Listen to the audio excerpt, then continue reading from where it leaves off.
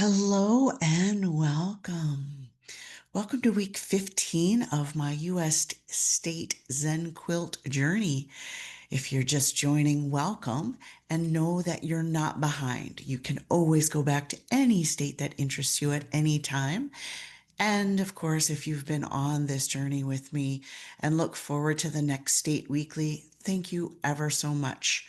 I appreciate you. This week, by special request from my daughter, we're heading to North Carolina.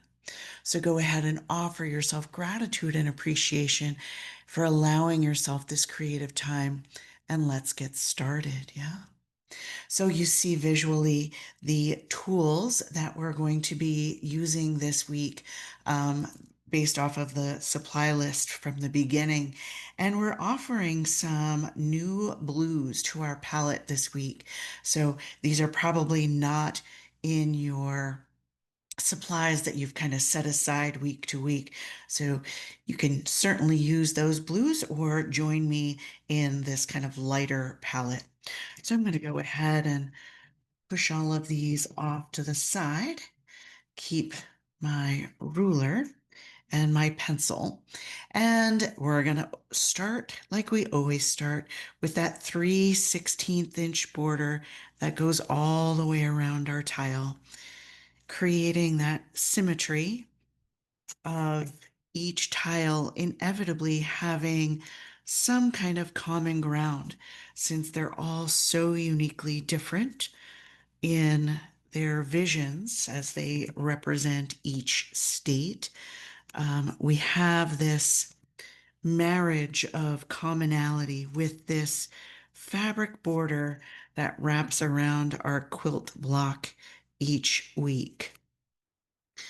So just laying those hash marks at 3/16.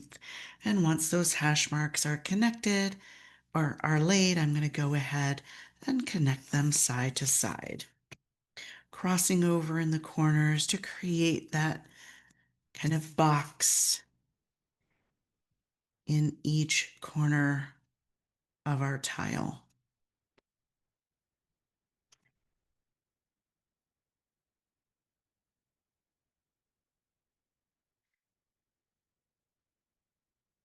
And if you've been on this journey with me, you know that it's always a challenge with our measurements and how we go about laying these patterns and patches together on this flat sheet of paper.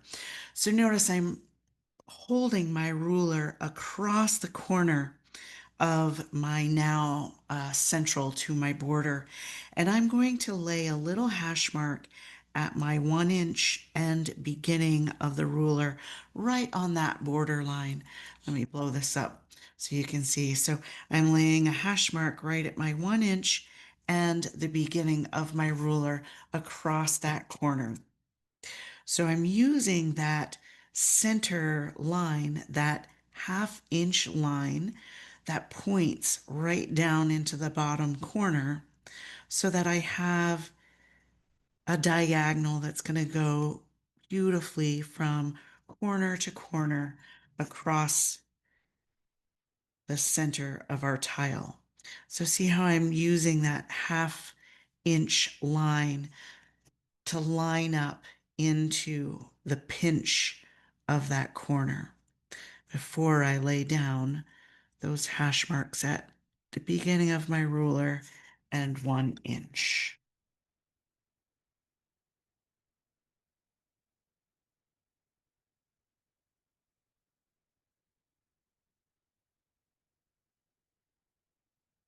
So now that we have those hash marks at the beginning of our ruler and 1 inch, we're going to go ahead and connect them side to side. So across the center of our tile, we're not going to go past that border's edge, but just side to side diagonally across that corner. And we're going to complete that channel on the other side, right across, connecting those hash marks. So we have this beautiful channel of 1 inch fabric that goes from corner to corner. So now we're going to go across the opposite direction, side to side. And we're going to go right through that first channel. So we're not going to use our go behind. We're going to allow that crossing over of our lines to create that center block. So we have this X right in the center of our tile at the moment. And across the bottoms or across the corners, by default, we have these peaks at the end of our columns. We're going to go ahead and connect side to side the end of our lines at that 1-inch mark to form a triangle right into that corner. So we're going to do that at each column.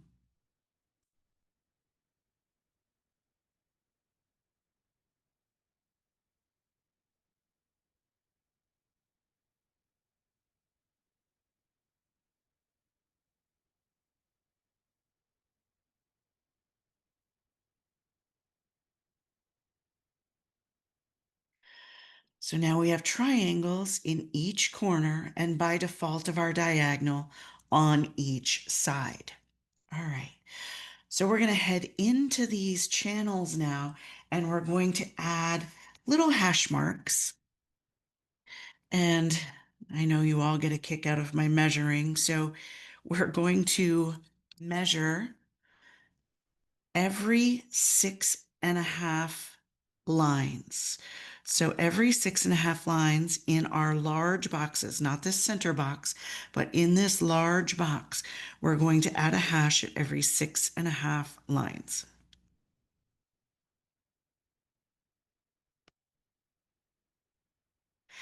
And in previous weeks, we didn't count the next line for our 6, but this week we're going to. So counting this as our 1, 2, 3, 4, 5, 6.5. Okay. And we're going to do exactly the same thing on the other side, the right side in that big box.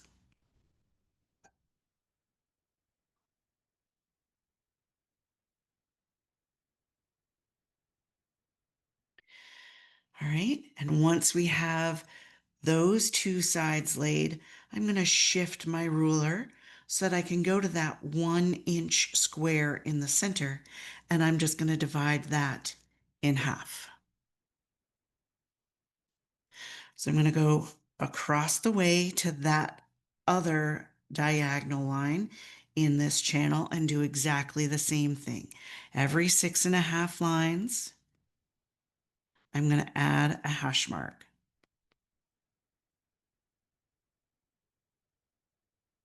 I'm going to do the same exact thing on our second big block on the right side as well.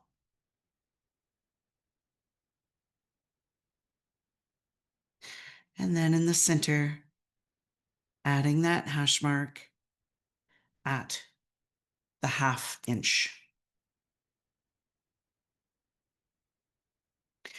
So now I'm going to turn my tile so that we have those two undone boxes on both the left and the right. And I'm going to do exactly the same thing. Every 6.5 lines, adding a hash.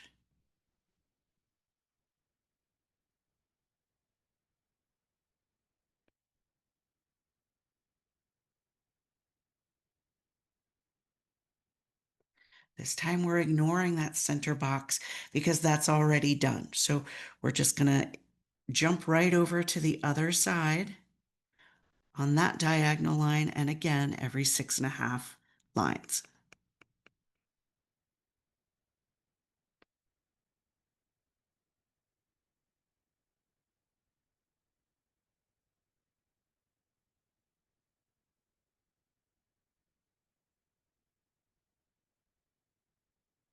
Okay.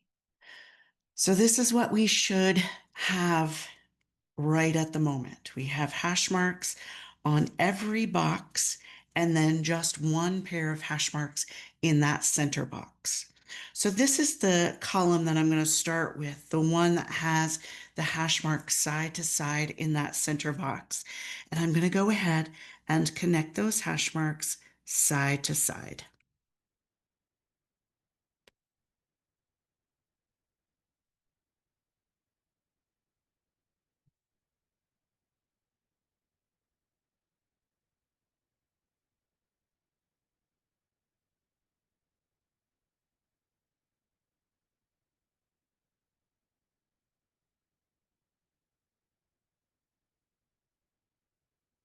Realizing that with each line we draw, that means that we've taken a scissors and cut these shapes out of a piece of fabric and will inevitably be stitching them back together.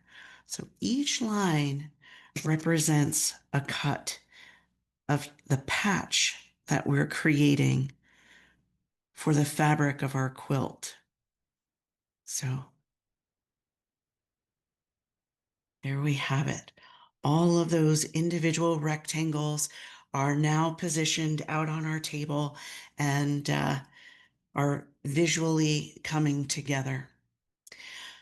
So now that we have these rectangular boxes put together, I'm once again going to lay my ruler diagonally so that my ruler goes corner to corner.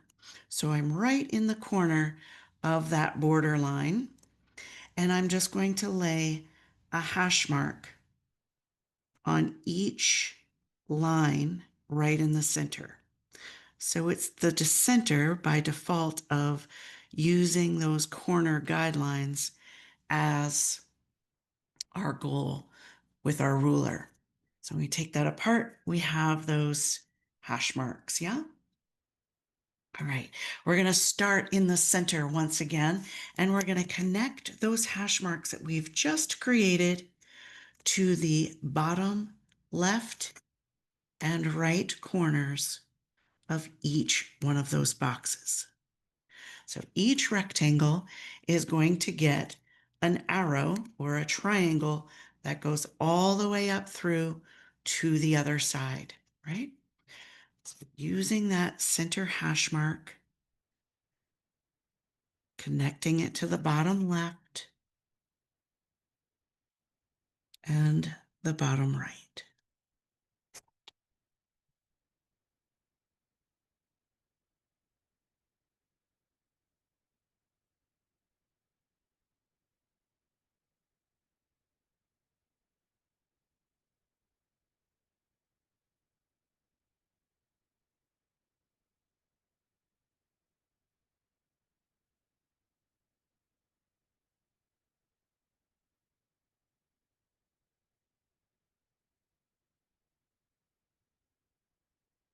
Taking your time, enjoying the process. Our measuring is done, essentially, so it's just connecting the dots at this point so we can breathe and relax.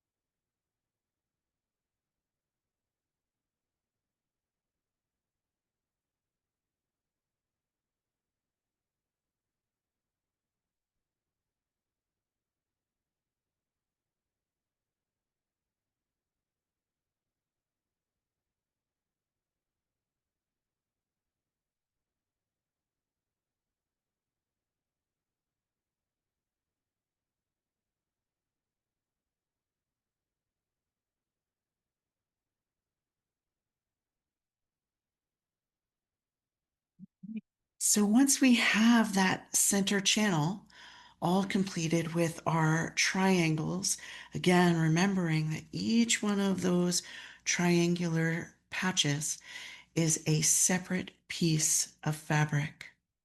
Wow. All right, so we're going to lay that ruler across the corner again in the opposite direction, again, ignoring that center space. And once we figure out corner to corner what that center is, we're just going to lay another hash mark on each one of those lines. And this time, now that we're on the sides of this center channel, we're going to add a triangle using that same center point and the bottom and right box or corners of those boxes. But we're going to make our triangles match the corners that are on each side of that arm.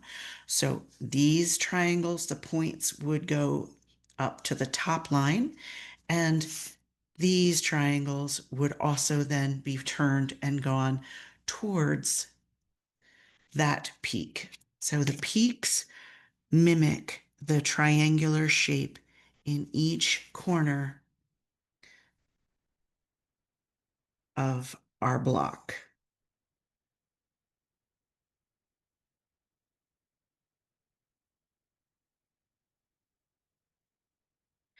This week's pattern comes from the Workbasket U.S. Blocks workbook. And if I recall correctly, this pattern is called the Wild Goose pattern. I'll have to verify that now that I said that out loud, because I'm not 100% positive.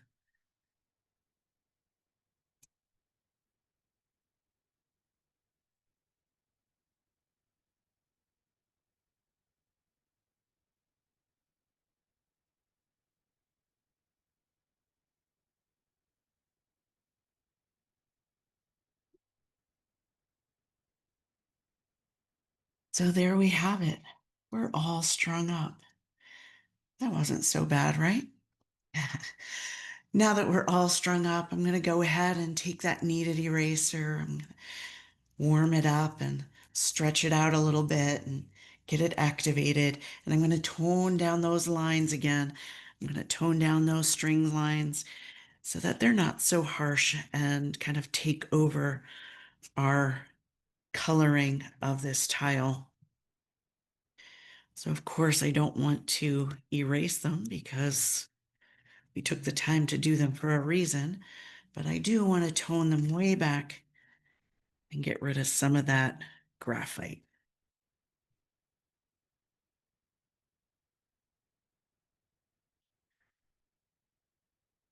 All right, so we're headed into our colors. So this week, as with every other week, I'm starting with my colors first. We're giving our fabric that depth of color before we start tangling our patterns onto our fabric. So here we have our 451 and 60 and 443. And I'm going to start with that 443 first. And I'm going to go this week once again to that direct ink to my tile. And I'm just going to outline this triangular shape using the tip of my brush to go right up against that line on all three sides.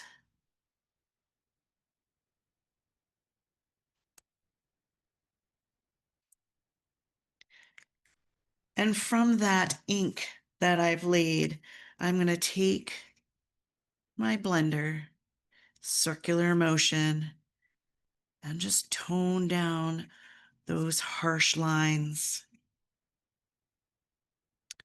from that inking. I think that circular motion just kind of blends that out, kind of tones it down a little bit. And by default, we have those darker edges with that beautiful highlighted center, which will allow our tangles as we add those to have an automatic depth and highlight to them as we go through this process of adding those tangles on top of our fabric, right? So we're not going to add, I mean, you may be in the background, but I'm not adding shading to our tangles.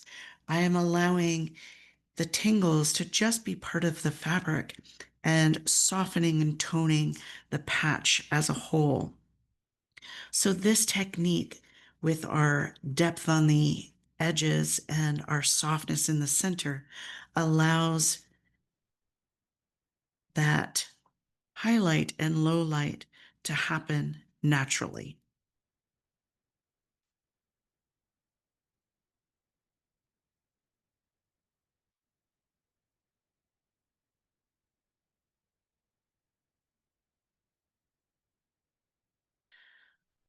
Just taking your time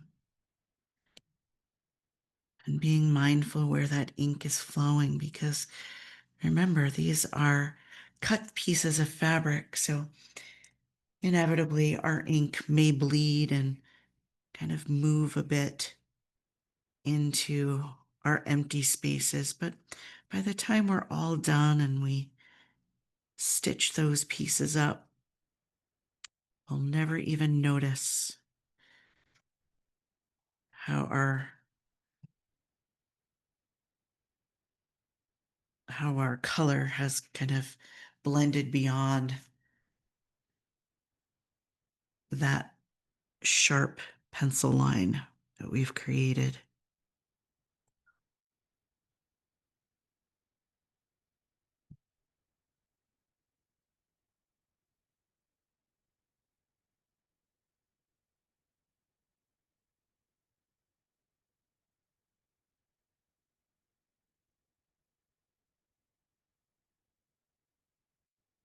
I got a new blender out for this week, and you can really tell it's just nice and juicy and really moves these colors beautifully, not struggling or pilling the tile at all.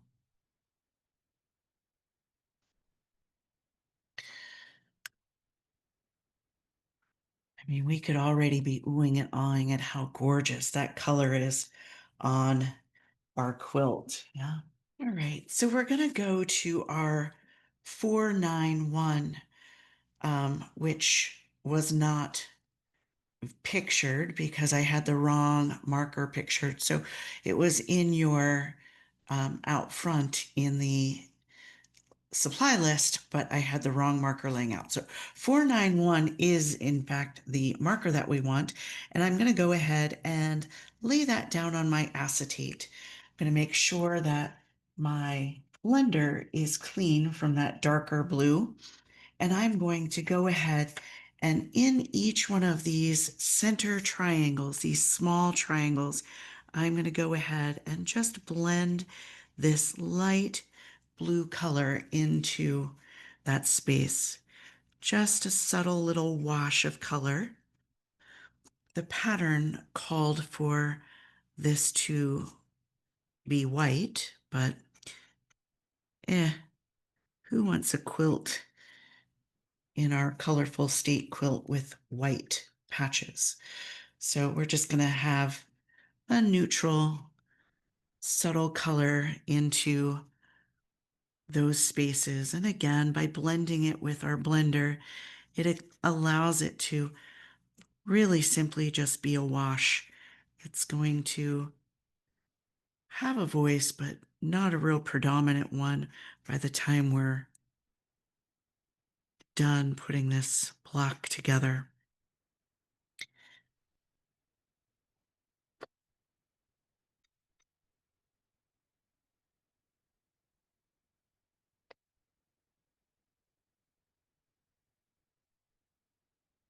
Loading up your palette on your acetate whenever you need. Feel like you're not getting enough depth. Just add more color so that your blender has more of a palette to pick from. You can always go back in and add a bit more of a wash to brighten up those colors as well. And if you're just joining us, we're not trying to make this a real smooth blend. We don't mind if there's deep, more opaque versus real watery, transparent sections. A bit more difficult to achieve with this super light washed color, but nonetheless, um, again, we can always add more if you're not getting the vision that you're looking for. And once those triangular spaces are done, I'm going to go right into each of those corners of the block and fill those in as well.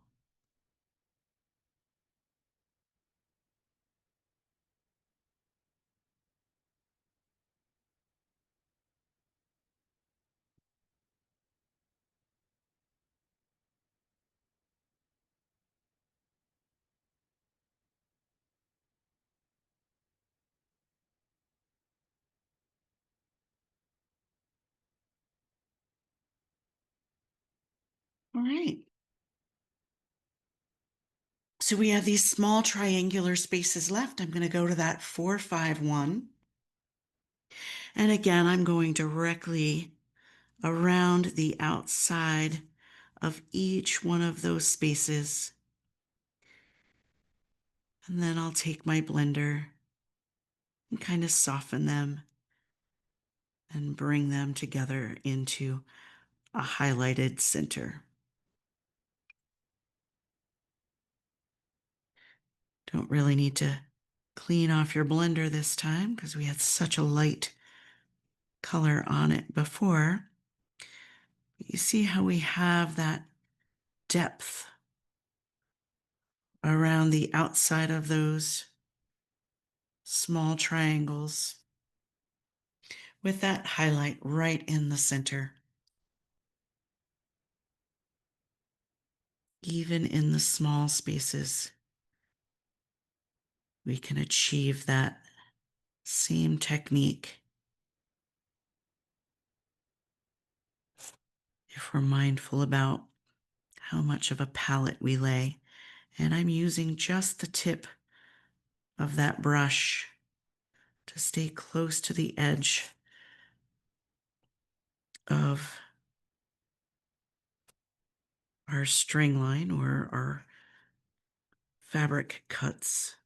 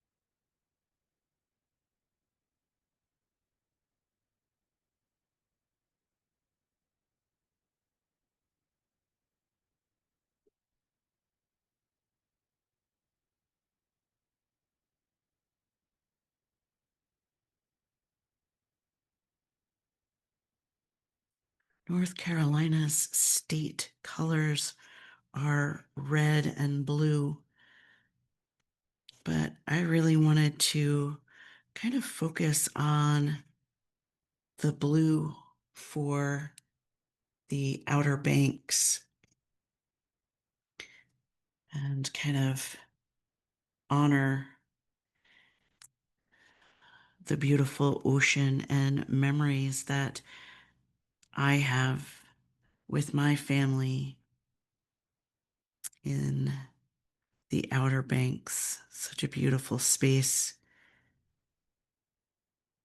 But in doing some research about North Carolina and some ideas of what I could pull and work off of, not much to offer me as far as um, tangle friendly spaces or ideas. I was struggling to find tangles that kind of worked for the Outer Banks. And so this week might be a stretch. I'm going to add that 443 into those corner boxes. I mean, we have the Tar Heel State. Couldn't really find anything that relates. Of course, it's known for its college basketball. Eh, not really thrilled about that, even if there was something I didn't look. Um, First flight, yeah.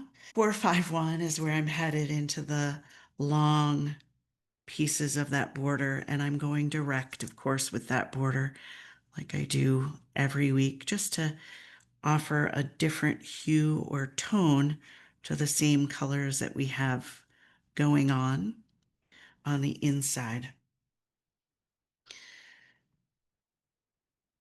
So what else do we? Oh gosh, yeah, the state beverage. Didn't know, but state beverage of North Carolina. It's interesting what some states label as, their own or what speaks to them, right? Not every state has a state beverage, but North Carolina does. And when I saw, oh, state beverage, I bet that's what's it called? Cheer beer or cheer wine or something like that, um, which I had never heard of until Tangle U actually um, was offered some, I think it's called cheer wine. But anyway, no, that's not the state beverage. Milk is. Anyway, so there you have it. Um, we're all ready to tangle. So here is, I believe, again, our wild goose pattern for our North Carolina state block. And I'm going to dig in with my light gray Micron 01 to start building our fabric design. So I'm going to start in these larger triangular spaces, and I'm going to start with outer ship.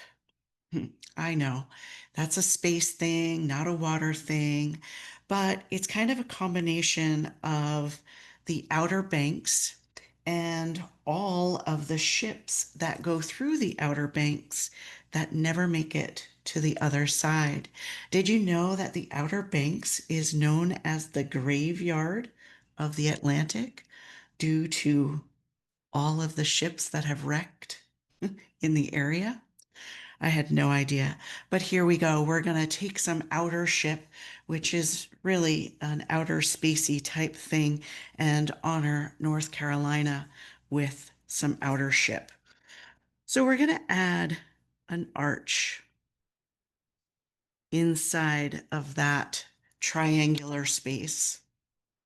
And once we have that arch, we're going to arch a tethered aura below it. So much like maybe a crescent moon. And then under that arch shape, we're going to add a little crescent moon shape, Zentangle style. And once we have that crescent moon laying right on our fabric's border, above that first kind of moon shape that we have, we're going to redefine or tether and pull off into this line that peaks up, rolls down, peaks up into the center corner, rolls down, peaks up again off to the side, and rolls down and tethers. So we have this kind of mohawky thing happening on the top of our outer ship. And we're going to add some ink into that space.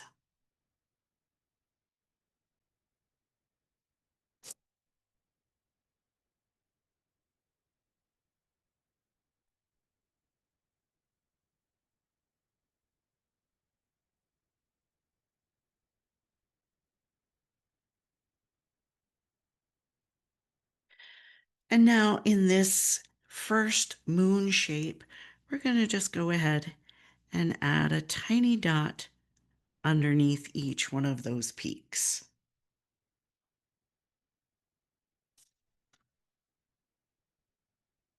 And then I'm going to ground each one of these sides with a little half orb that grounds it right along that fabric border. So there's our outer ship. So here we go again. I'm going to lay an arch into that triangular space from side to side. I'm going to tether an aura and add some line weight to that original line. And underneath, I'm going to add a little crescent moon Zentangle style right on that fabric border edge. Gonna redefine off of that arch, pull up, down, right up into the peak of that triangle and back down, and off to the side, down and tether. Adding some ink.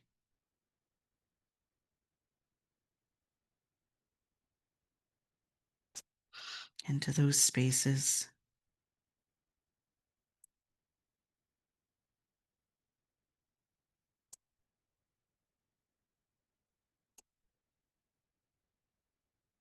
Adding a tiny dot into that arch below. And then grounding that original arch with a half orb connecting to the fabric. So you're going to do this 2 more times into each one of those larger triangular spaces. Taking your time, enjoying the process.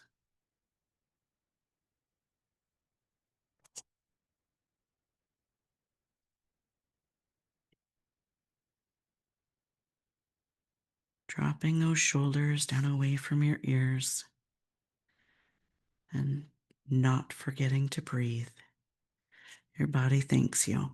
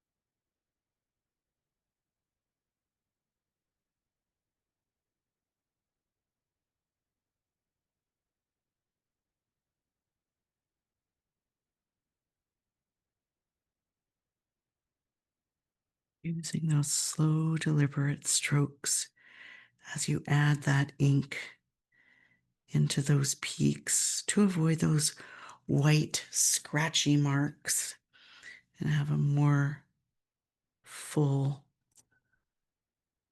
velvety expression of ink into those spaces.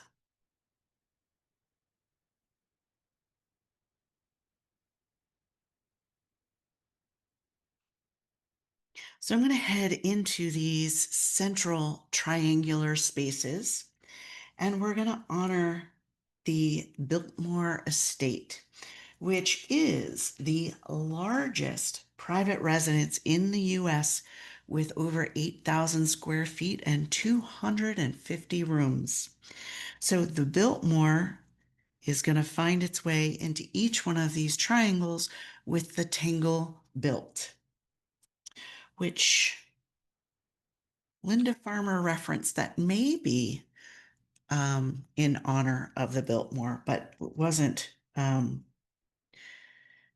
exactly spoken that way. So I'm not sure if that's was the intent or not, but that's what we're using it for.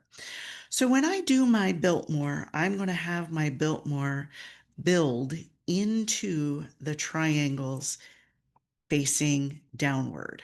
Okay, so I'm going to start in this central space right here, and I'll just start at the top triangle and work my way down. And you'll see what I mean when I say I'm building it into the triangles. So each one of these triangles will be an individual built expression. So I'm going to lay a channel on both the left and right side of the valley of my triangle. And once I have those channels built, I'm going to go ahead and try to do a shallow triangle that mimics the valley or auras the valley of that original triangle. Once I have that triangle laid, I'm going to give it some legs. So I'm going to ground that to the channel on the outside. And then from those legs, I'm going to grow another triangle. And again, building those legs off the side. So this is the tangle built.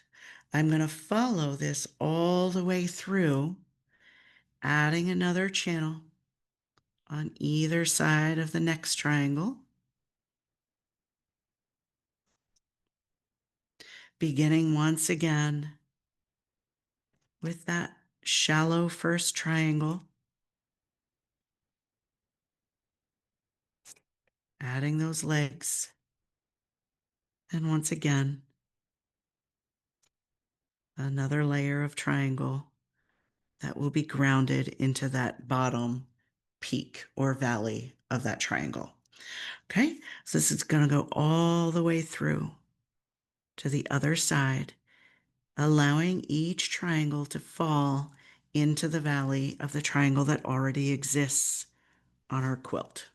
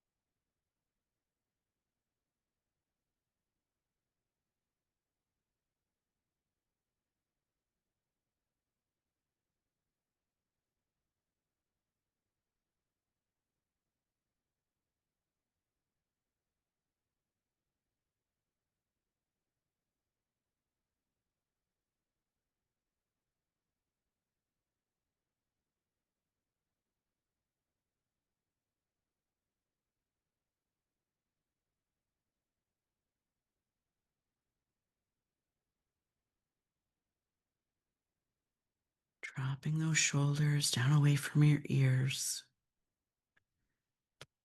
taking that breath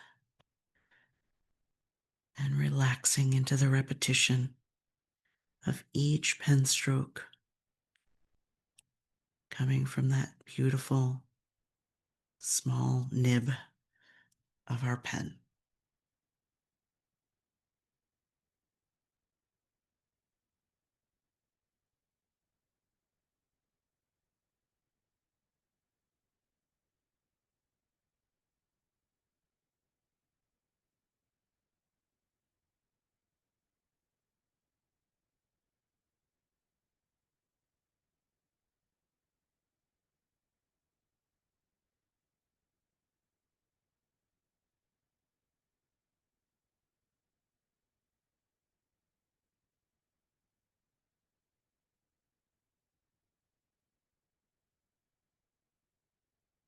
course, you could grab a ruler and make this perfectly line up from each triangle to each triangle, or you could just offer yourself grace.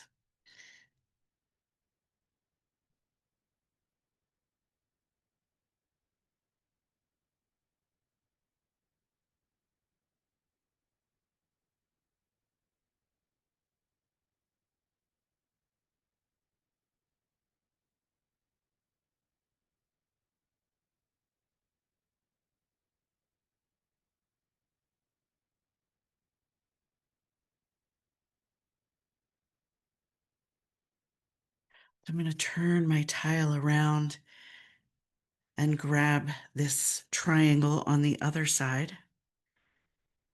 And again, I'm going to just follow that valley of the triangle.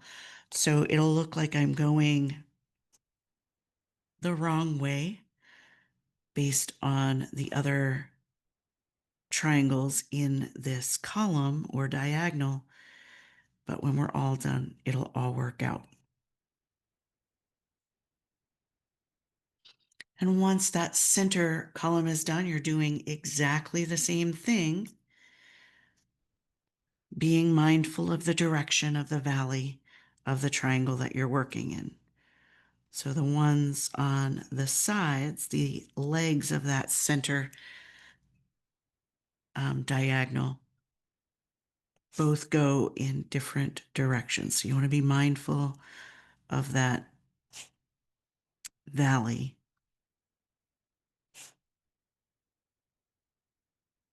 And make sure that you're building your built into the valley of the triangle.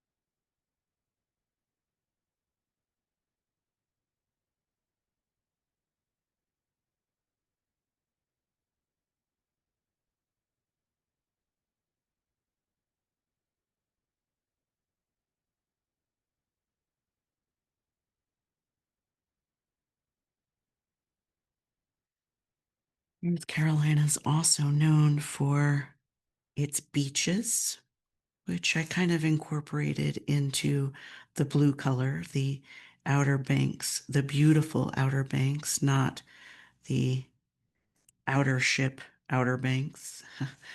um, but also tobacco. And of course, you have the motor speedway for race cars and that fun stuff. Um, what else did we learn?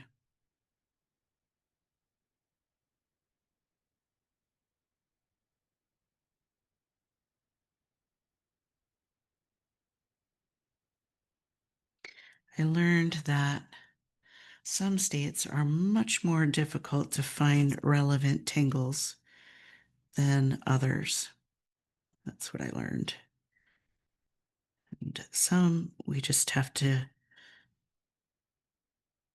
offer a stretch and roll with it.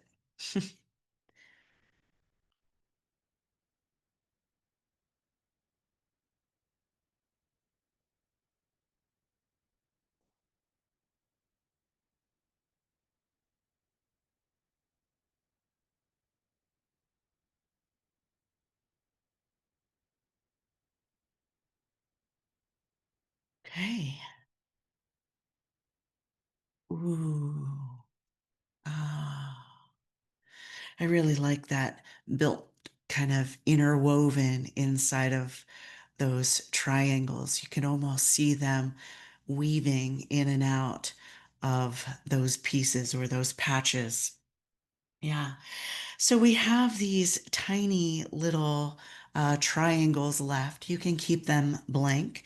But I figured at this point we only have two tangles representing North Carolina. So I went one step further to fill in these spaces as well. So what I offered into these smaller background triangles is our Bronx cheer. And no, there are no mistakes here that we're trying to fill out, but the state fruit is the grape for North Carolina. So we're going to use some Bronx cheer as our grapes. So I'm just going to build a bunch of grapes on my fabric into that triangular space. I'm not being too particular about how beautifully I lay those orbs that pile up.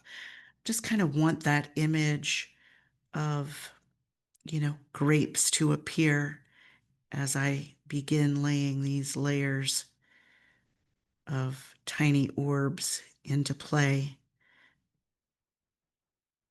filling that triangular space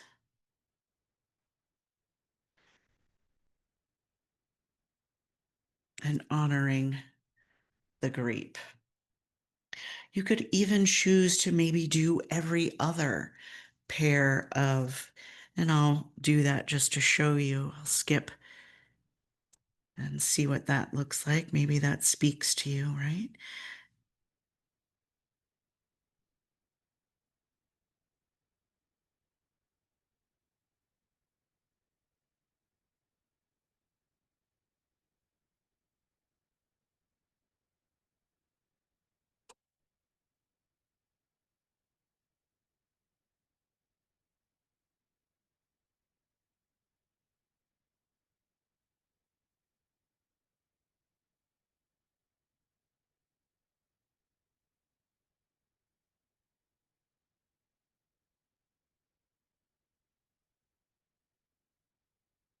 So there's what it looks like if we do every other pair of those small triangles. I'm actually going to keep going with that. And I can always go back and fill them in, right? This is one of those moments where you allow the tile to speak to you and maybe where you are right now, and maybe ignore what it was that you planned to do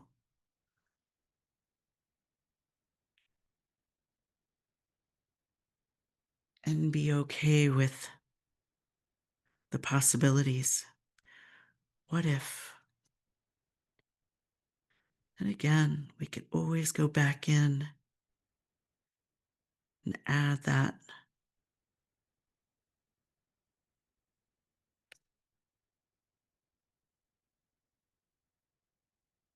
those missing pieces as we go along.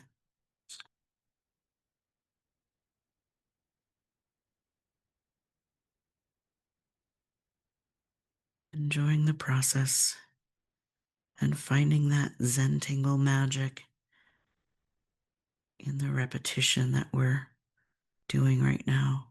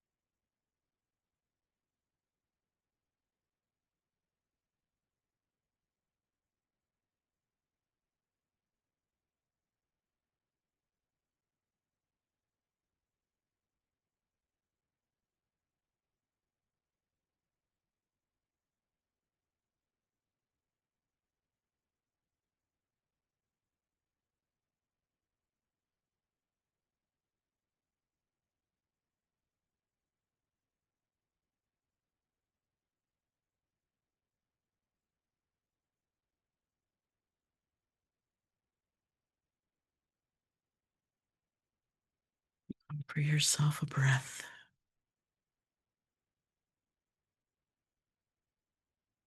Checking in on those shoulders.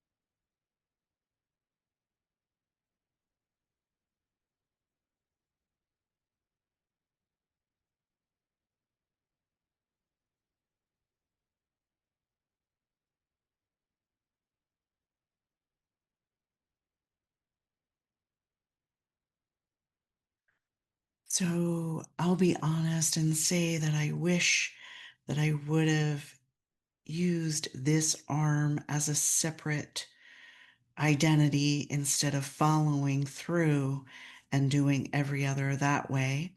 But I'm okay with it.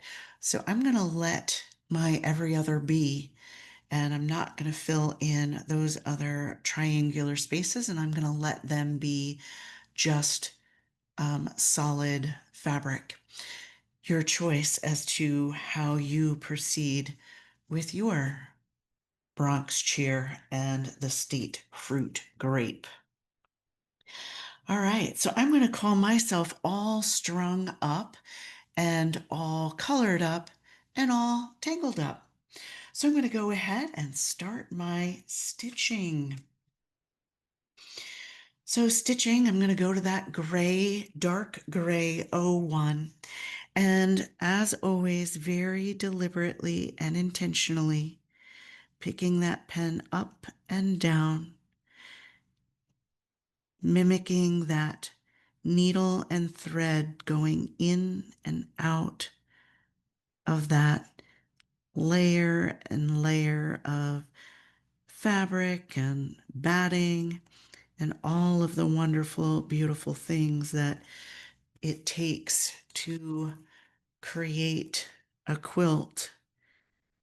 This is our taking those laid out pieces on the table and making them official. So every single one of these pieces or string lines, in our case, are going to be sewn together one deliberate stitch at a time. What you want to try to avoid is that real quick stitching that gives you that sloppy tail at the end of each stitch. You want nice, clean, crisp stitching lines because there's no sloppy tails on thread or um, actual quilting, right? So you want these real crisp, intentional dashed lines to bring this quilt together. If we avoid this stage and don't do our pen stitching, in essence, we have a beautiful Zia, but we don't have a quilt block, right?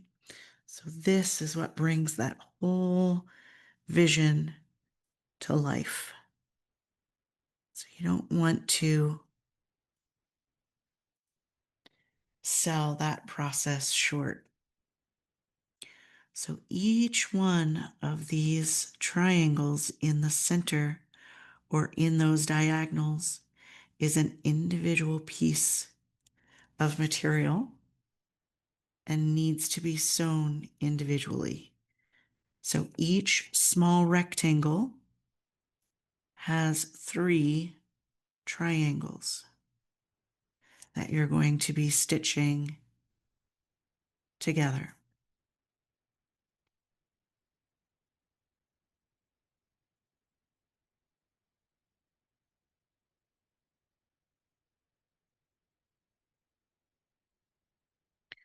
Take your time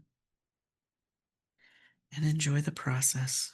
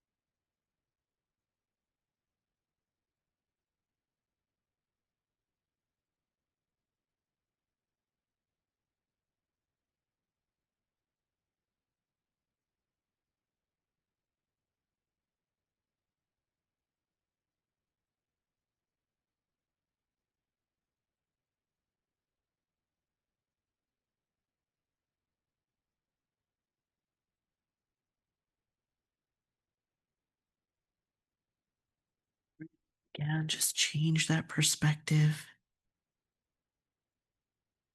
See what you've already done and the space that has not been done, right? And just notice the voice that the space that has been done has. She's just singing in all her beauty as she gets stitched together.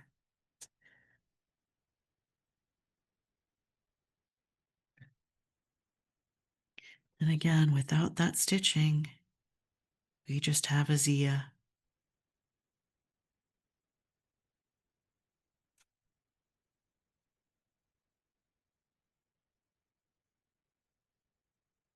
A lot of stitching in this week's expression.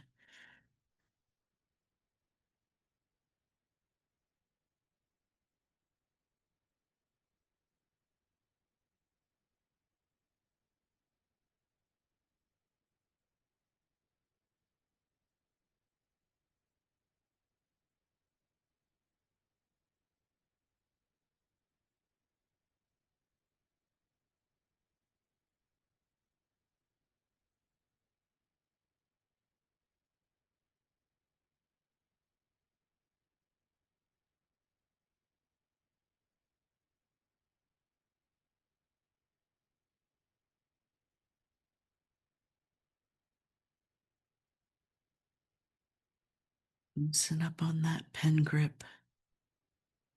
If your hand is starting to get tired or crampy, you're holding that pen too tightly, those stitches won't get away from you. Loosen up.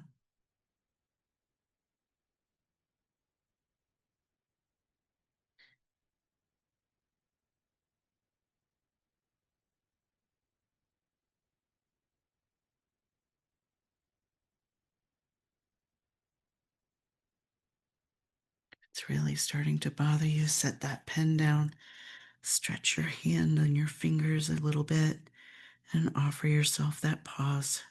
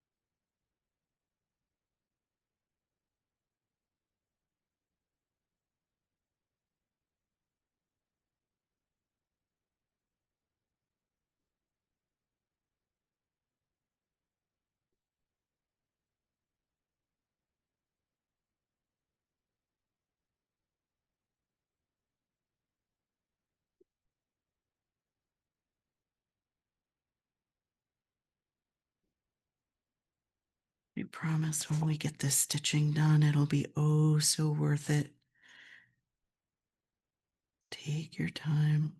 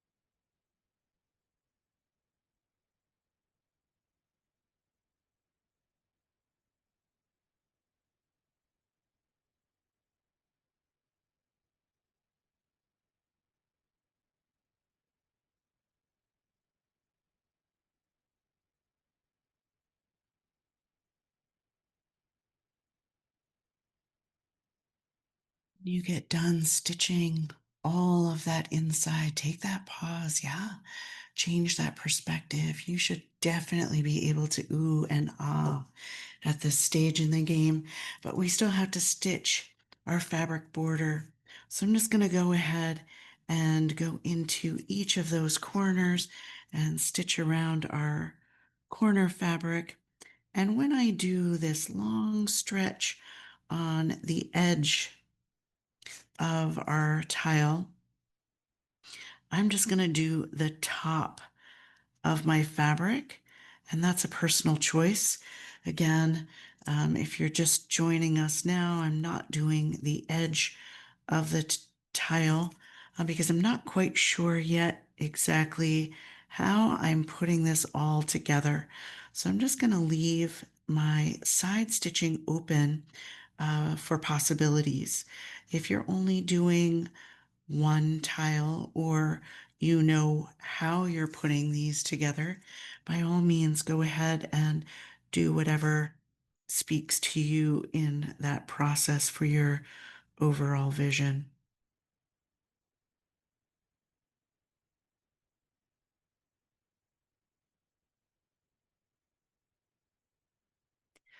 Somebody said to me the other week, I can't wait to see what you do and how you display putting your tiles together and how you display them. And I said, me either, because I truly am not 100% sure. I did buy a frame for them, but I'm not even sure I'm going to use that frame now or how it's all coming together. So, yeah, I'll be interested too. In the meantime, there's week 15 all tangled up and now stitched up. We have some shading to do. And I said in the beginning that the shading, I wasn't going to be doing to individual elements of the tile, but rather to each of the individual stitching elements. So when I say stitching elements, what I'm going to do is right now I have my 1088 in my hand, and I'm going to go into each one of those super light blue spaces. And in a circular motion, right at that stitching, I'm going to lay this shadow down. Now, I'm going super lightly in a circular motion because this color could get away from me really quickly since my triangular spaces are so light. So I do want this shadow to kind of honor the stitching and the poof and the depth of how those threads are going in and out of these layers of fabric. But I don't want to overpower that space so that I'm taking away that light center, right? So I just am being very mindful that I'm just laying this right around that stitching edge. Again, showing that depth of where that needle has come in and out of those layers, almost poofing that center up away from that batting background.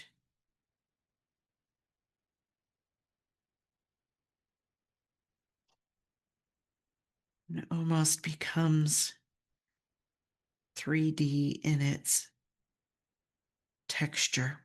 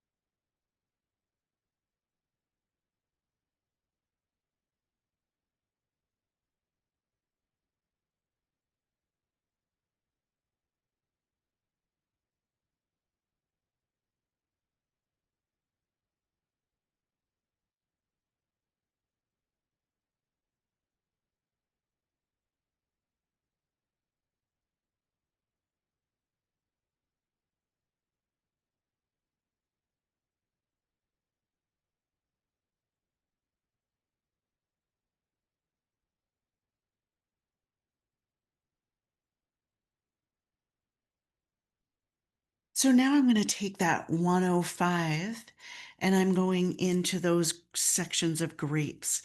Again, super lightly into this space. I don't want to overpower.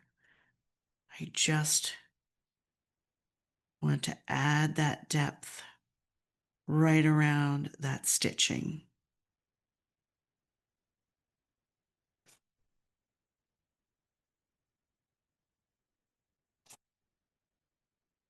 Because we used such light colors this week, again, we could definitely get ahead of ourselves with our stitching and our shadows this week. But ever so slightly, just a light circular pressure, just enough to show that depth.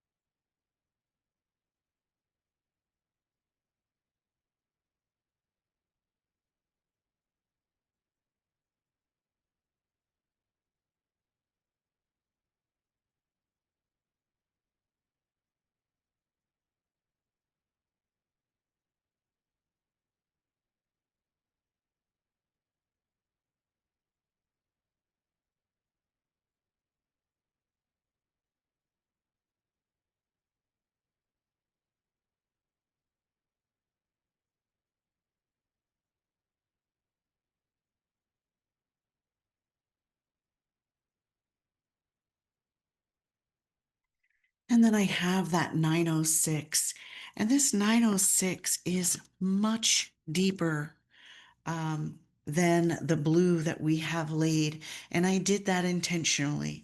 So again, this could get away from us really quickly, but I'm lightly circular motion, adding that depth.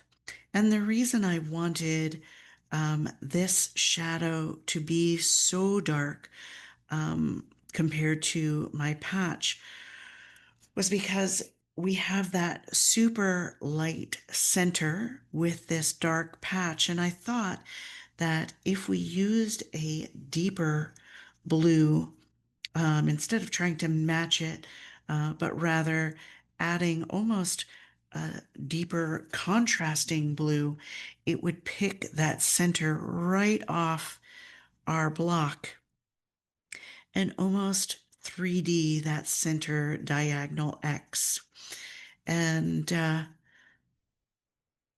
think that when you're done, you're going to notice exactly what I'm talking about. And if you do, yay me, that's a win. If not, um, sorry.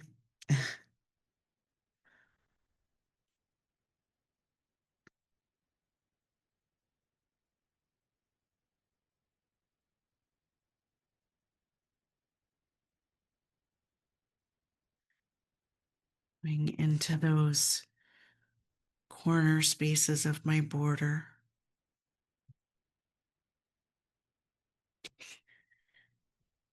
And then with my 105, again, going back over that stitching at the top of my border to show that stitching depth as well. Just light circular motions, keeping it tight right up against that stitching.